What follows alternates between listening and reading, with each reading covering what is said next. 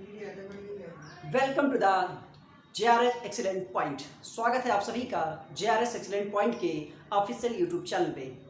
आज हम बात करेंगे सिंधु घाटी सभ्यता, हड़प्पा सभ्यता, मोहनजोदड़ो, हड़प्पा, कालीबंगा, लोथल, सभी की बात करेंगे। हड़प्पा सभ्यता की बात करें तो 2350 से लेकर के 1750 तक इसका टाइम पीरियड कितना है? 2350 से लेकर 1750 तक। इस सभ्यता को आप कांस्य युगीन सभ्यता, साथ ही साथ प्रथम नगरीय सभ्यता कहते हैं। आदि युगीन सभ्यता भी कहते हैं। आदि युगीन सभ्यता भी कहते हैं। अच्छा, इसको कांस्य युगीन सभ्यता कहने के पीछे लॉजिक है। मानव ने सबसे पहली बार हड़प्पा सभ्यता में कांसे का यूज किया था, जिस वजह से इसे कांस्य युगीन सभ्यता कहते हैं। और ये पहली नगरीय सभ्यता भी कही जाती है। अगर गार्डन चाइल्ड के हिसाब से देखें, गार्डन चाइल्ड महोदय के हिसाब से देखें तो इन्होंने हड़प्पा सभ्यता को प्रथम नगरीय क्रांति कहा है। प्रथम नगरीय क्रांति कहा गया है। किसके द्वारा? गार्डन चाइल्ड्स के द्वारा कहा गया है। इसको प्रथम नगरीय क्रांति कहा गया है। आगे बात करते हैं। अच्छा देखिए, इसको आगे देखने से पहले अगर पहली नगरीय सभ्यता आपकी हड़प्पा सभ्यता थी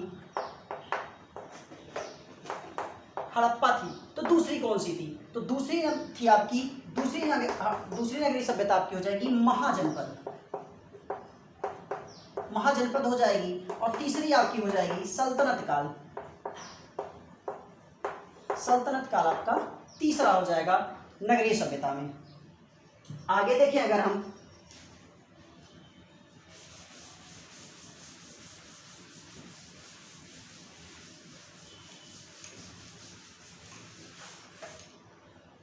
हड़प्पा सभ्यता के बारे में सबसे पहले 1826 में, मतलब हड़प्पा से हमें परिचित किसने कराया? 1826 में चार्ल्स मैसन ने कराया। चार्ल्स मैसन के द्वारा हमें इसके बारे में जानकारी मिली 1826 में सबसे पहली बार हड़प्पा सभ्यता के बारे में। आगे देखते हैं। अब ये क्या है? अगर इसकी लिपि की बात कर लें, हड़प्पा सभ्यता की लिपि की बात करें हम, लिपि कैसी थी? भावचित्रात्मक थी। शैली कैसी थी इसकी शैली कैसी थी?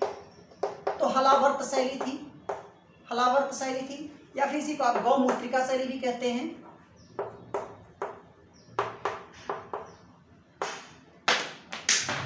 ठीक है। इसमें अक्षर कुल कितने प्रयोग हुए हैं? तो 400 से लेकर के 500 अक्षर यहाँ पे प्रयोग किए गए हैं। 400 से लेके 500 अक्षर यहाँ पे प्रयोग किए गए हैं। चलिए आगे।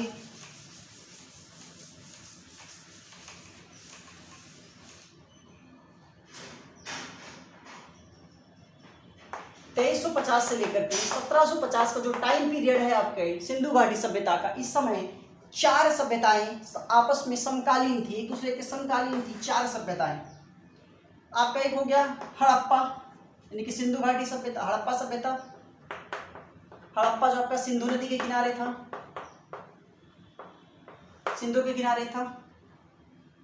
चीन की सभ्यता जो थी आपकी, चीन की सभ्यता कहाँ पे थी आपकी? ये वांगहो नदी पे थी। मिस्र की सभ्यता आपकी नील नदी पे थी। मेसोपोटामिया की सभ्यता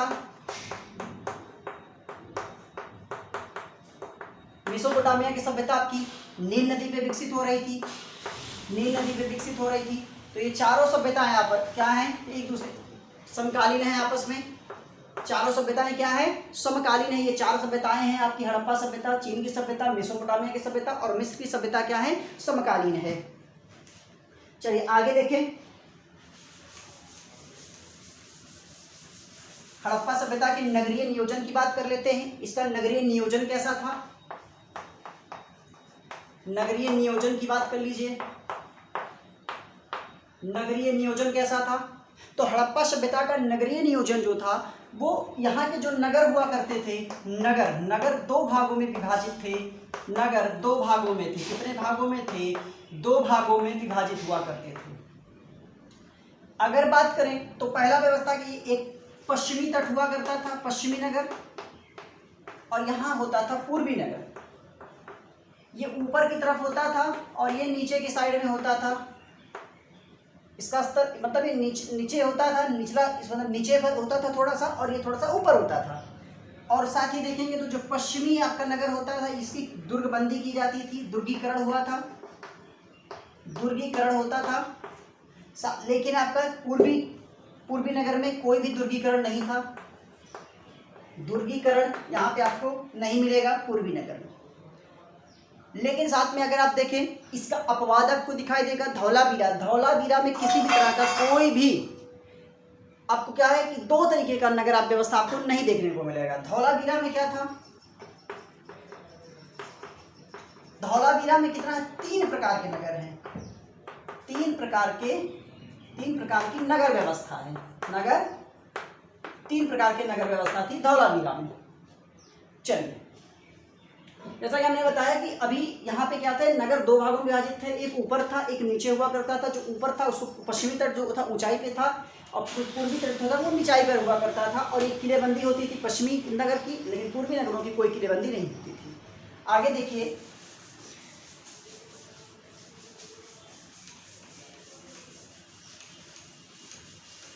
आप लोथल की बात करेंगे।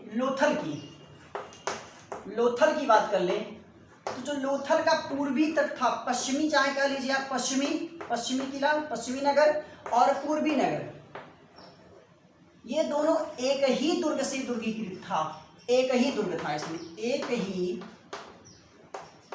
दुर्ग से घिरा हुआ था। एक ही दुर्ग से ये घिरा हुआ था। लोथल ऐसा था कि एक ही दुर्ग से घिरा हुआ था। बात आगे कालीबंगा की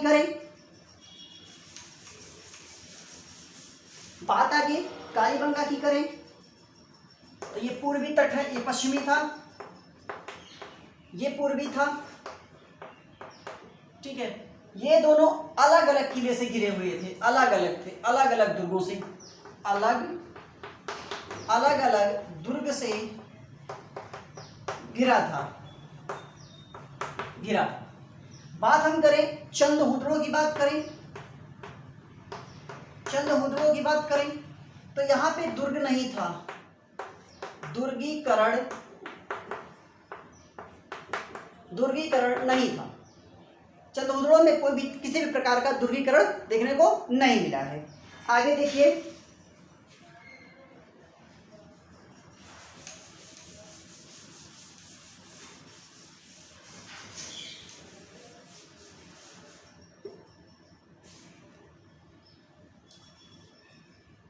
हड़प्पा सभ्यता जो थी वहां से हमेशा कैसी ईंटें प्राप्त हुई हैं?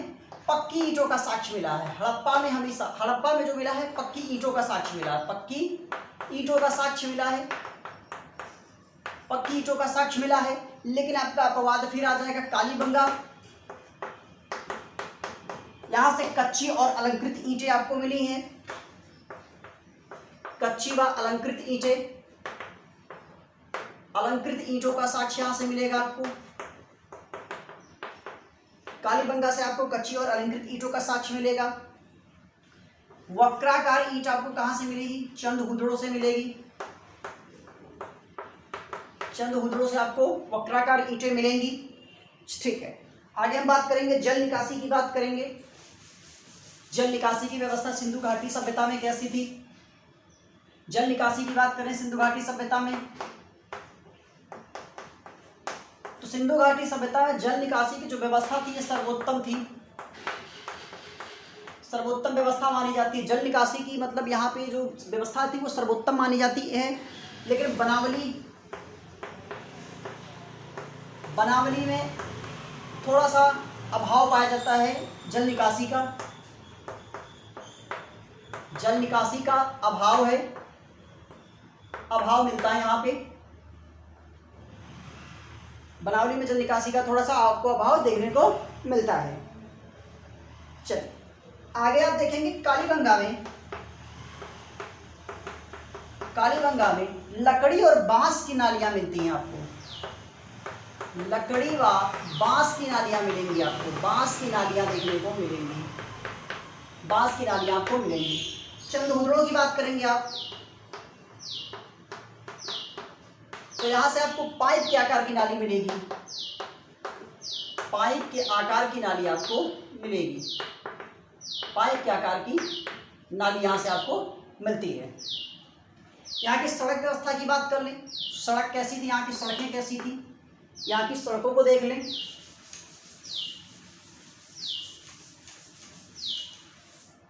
यहाँ की सड़कें कैसी थी, तो यहाँ की सड़क व्यवस्था जो थी, सड़कें आपस में समकोण पर मिलती थी, समकोण पर मिलती थी, समकोण पर मिलती थी। दरवाजे जो होते थे, घरों के दरवाजे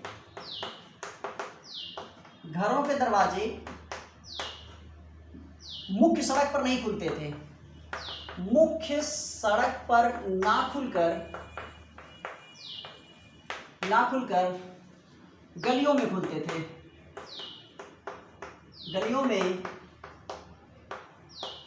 गलियों में खुलते थे। लेकिन आप बात करेंगे यहाँ पे क्या था, हड़प्पा जो सड़कें होती थी समकोण, मतलब ऐसे करके ऐसे मिलती थी, एक सड़क इधर से आई, एक सड़क इधर से आई, ये ऐसे मिलती थी, समकोण पे मिलती थी, ठीक है। और ये जो थे सड़क मेन रोड पे ना खुल करके आपकी गलियों में खुलती थी। लेकिन यहाँ भी एक फिर आप कंट्रोवर्सी मिलेगी, फिर अपवाद आपको मिलने वाला है। मोहनजोदड़ो की बात आप कर लीजिए।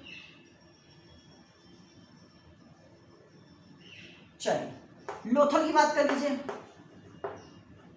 लोथल में उल्टा था जस्ट, कि जो दरवाजे थे घरों के वो कहाँ खुलते थे, दरवाजे कहाँ पे खुलते थे, मेन सड़क पर खुलते थे, मेन सड़क पर खुलते थे, मेन सड़क पर खुलते थे।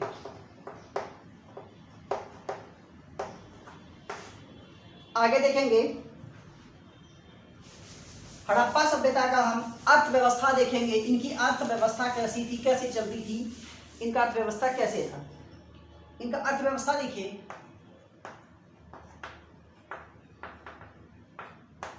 तो इनकी अर्थव्यवस्था मुख्यतः क्या थी, कृषि हुआ करती थी, खेती करते थे ये। अब देखिए इनका जो बैल है, प्रिय पशु कौन था, प्रिय पशु कौन था, कुबड़ वाला बैल, कुबड़ वाला बैल जो था वो प्रिय पशु था। लेकिन जो इनकी मुहर है, मुहरों में एक श्रृंगी जानवर का चित्र है, मुहरों में एक श्रृंगी पशु का अंकन है, एक श्रृंगी पशु का अंकन आपको मिलता है यहाँ पे। चलिए अब बात करेंगे घोड़े।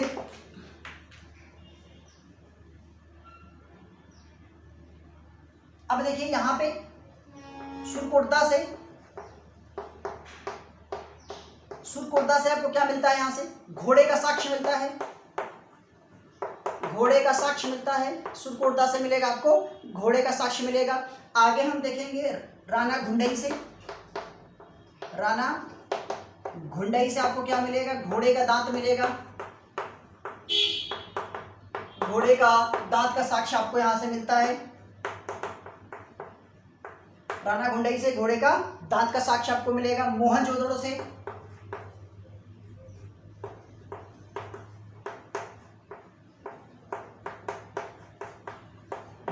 क्या मिलेगा, यहां से दो चीजें मिलती हैं। पहला घोड़े का प्रतिमूर्ति, घोड़े का प्रतिकृति आपको यहां से मिलेगा। और या फिर दूसरा मिलेगा घोड़े की मृण मूर्ति यहां से आपको मिलेगी। इनकी अर्थव्यवस्था है। आगे देखिए कृषि कैसे करते थे इनकी, ठीक है। कृषि में क्या बोते थे नॉर्मल तौर पे। चलिए कृषि की बात करें तो नॉर्मली खरीफ की रबी की फसल बोते थे, मुख्यतः क्या करते थे, ये रबी की फसल बोते थे। वैसे ये रबी की फसल बोते थे, रबी की फसल बोते थे। जैसे आप बात कर लीजिए, सरसों हो गया, सरसों हो गया, गेहूं हो गया, जौ हो गया, इन सब चीज़ों की खेती करते थे। गेहूं हो गया, जौ हो गया, सरसों हो गया, इन सब चीज़ों की खेती वो करते थे। लेकिन साथ ही साथ ये आप देखिए कपास की भी खेती, कपास भी खेती करते थे ये। और यहाँ से आप देख पाएंगे धान की भी खेती ये करते थे, कपास और धान की भी खेती करते थे। ठीक है, तो सरसों, गेहूं, जौ, कपास और धान की खेती ये करते थे। चलिए अब देखिए यहाँ पे क्या है आपका, इस सभ्यता से गन्ने का साक्ष्य नहीं मिला है, गन्ने का साक्ष्य नहीं मिला है, गन्ने का साक्ष्य नहीं मिला है। तो क्वेश्चन पूछा जाए कि हड़प्पा सभ्यता में किस चीज का साक्ष्य नहीं मिला है, तो गन्ने का साक्ष्य नहीं मिला है। खेती किस चीज की करते थे, सरसों है, गेहूं है, जौ है, कपास है, धान है, ये सारी चीजों की ये खेती क्या करते थे। चलिए आगे देखते हैं। एक चीज और ऐड कर सकते हैं आप, मटर की खेती भी ये करते हैं, ये मटर की खेती भी करते थे। चलिए आगे देखिए,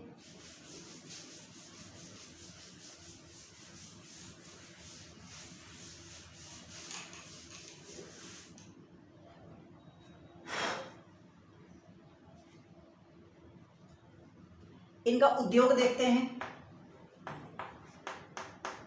उद्योग तो देखिए सामान्यतः जो इनका उद्योग होता था, सामान्यतः उद्योग जो होता था ये चीन के साथ होता था, चीन और मिस्र के साथ होता था, चीन व मिस्र के साथ होता था, चीन व मिस्र के साथ होता था इनका सामान्यतः उद्योग। लेकिन मुख्यतः उद्योग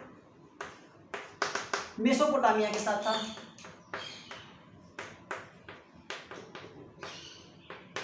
मेसोपोटामिया के साथ, ये मुख्यतः इनका उद्योग मेसोपोटामिया के साथ हुआ करता था। चलिए ठीक है,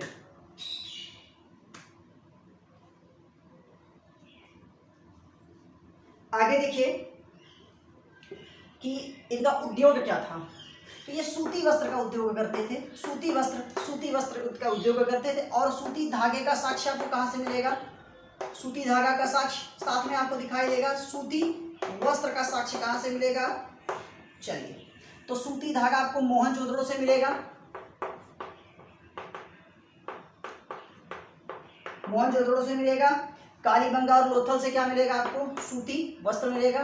कालीबंगा और लोथल से आपको, कालीबंगा लोथल से सूती वस्त्र मिलेगा। चंदोदड़ो से क्या मिलेगा, चंदोदड़ो से क्या मिलेगा, मनके बनाने के कारखाने मिलेंगे, मनके बनाने का कारखाना चंदोदड़ो से ये मिलेगा आपको। बालाकोट से क्या मिलेगा, सीपी बनाने का कारखाना, सीपी का, बालाकोट से क्या मिलेगा, सीपी का साक्ष्य मिलेगा। बालाकोट से सीपी का साक्ष्य, सीपी का साक्ष्य कहाँ से मिलेगा, बालाकोट से आपको सीपी का साक्ष्य मिलेगा। आगे देखेंगे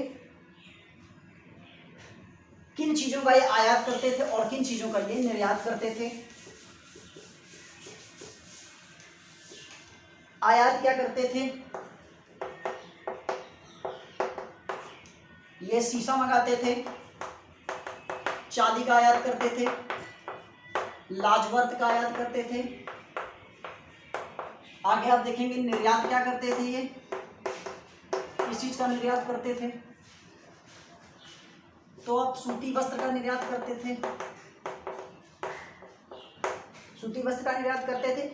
आज साथ में क्या निर्यात करते थे, ये हाथी का दांत से बनी सामान, हाथी के दांत की वस्तुएं निर्यात करते थे, दांत की वस्तुएं निर्यात करते थे।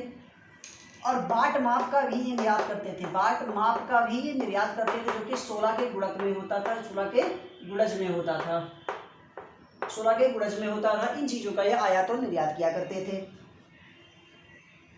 आगे देखिए इनकी धार्मिक व्यवस्था देख लेते हैं, इनकी धार्मिक व्यवस्था कैसी थी, किस प्रकार से धार्मिक व्यवस्था चलती थी। तो देखिए धार्मिक व्यवस्था इनकी कैसी थी। हड़प्पा से आपको मातृ देवी की मूर्ति मिलती है, मातृ देवी की मूर्ति मिलती है, जिसको आप उर्वरता की देवी कहते हैं, उर्वरता की देवी बोलते हैं मातृ देवी की मूर्ति को। इसकी तुलना किससे की गई है, तो मुनार के मुनान के आयरिस देवी से इसकी तुलना की गई है, आयरिस देवी से तुलना की गई है।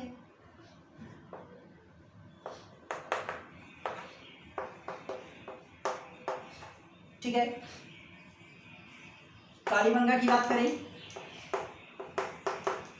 तो यहां से क्या मिला हुआ है, कालीबंगा से ही आपका कालीबंगा से आपको क्या मिलेगा, शिवलिंग का साक्ष्य मिलेगा, शिवलिंग का साक्ष्य मिलेगा, कालीबंगा से शिवलिंग का साक्ष्य मिलेगा। लोथल से क्या मिलेगा आपको, अग्निवेदिका मिलेगा, लोथल से आपको क्या मिलने वाला है, अग्निवेदिका का साक्ष्य मिलेगा, अग्नि वेदिकाओं का साक्ष्य मिलेगा। अच्छा, इसके अन्य साक्ष्यों की भी हम बात कर लेते हैं, लोथल से और क्या क्या मिला है। तो सूती वस्त्र का साक्ष्य मिलता है, अभी आपने पीछे देखा है, सूती वस्त्र का भी साक्ष्य आपको लोथल से ही मिला हुआ है।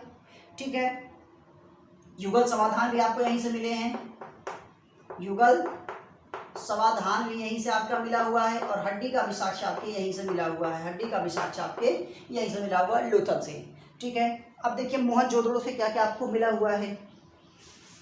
मोहनजोदड़ो की बात कर लें, इसमें धार्मिक व्यवस्था के अंतर्गत मोहनजोदड़ो में क्या क्या बातें थी। मोहनजोदड़ो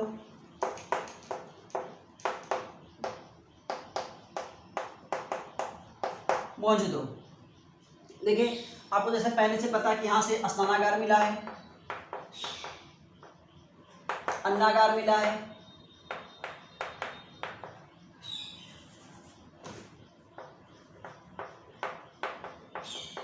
ठीक है, यहाँ से स्नानागार मिला, अन्नागार मिला है, पुजारियों का आवास भी यहीं से मिला है, पुजारियों का आवास मिला है। ठीक है, इसके बाद से आपका स्वास्तिक का चिन्ह मिला है, स्वास्तिक का चिन्ह भी आपका यहीं से मिला है। चंद्रद्रोह से आपके पुजारियों का आवास मिला है, स्वास्तिक चिन्ह भी आपका मिला है। ठीक है, आगे देखेंगे अगर तो आज एक मुहर मिली है, मुहर पर आदि शिव की मूर्ति, आदि योगी, ठीक है, आदि शिव का अंकन यहाँ से मिला है, आदि शिव का यहाँ से अंकन भी मिला हुआ है। ठीक है, मुहर पर यह हो गया आपका मोहनजोदड़ो। अच्छा, ये जो मुहर है जिसपे आदि शिव का अंकन है, इसके दोनों तरफ, ठीक है, कुछ ना कुछ बना हुआ है। तो देखिए इसके क्या है, दाएं तरफ क्या है, इसके दाएं तरफ, इसके दाएं तरफ क्या है, हाथी बाघ है। इसके दाएं तरफ यानी कि आदि शिव के दाएं तरफ क्या है, हाथी और बाघ है, तथा बाएं तरफ क्या है, बाएं तरफ गैंडा और भैंसा है, भैंसा व गैंडा है। इतनी ये बातें थी आपके यहाँ, इनके धार्मिक व्यवस्था की बातें थी। अच्छा, आगे देखिए, आगे क्या है, आगे देखते हैं।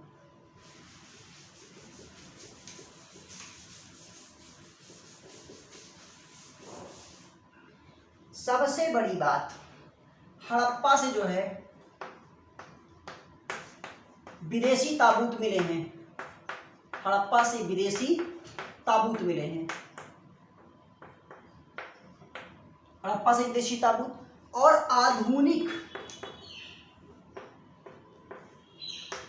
धार्मिक व्यवस्था जो है, धार्मिक व्यवस्था हड़प्पा सभ्यता की देन है, हड़प्पा सभ्यता की देन है।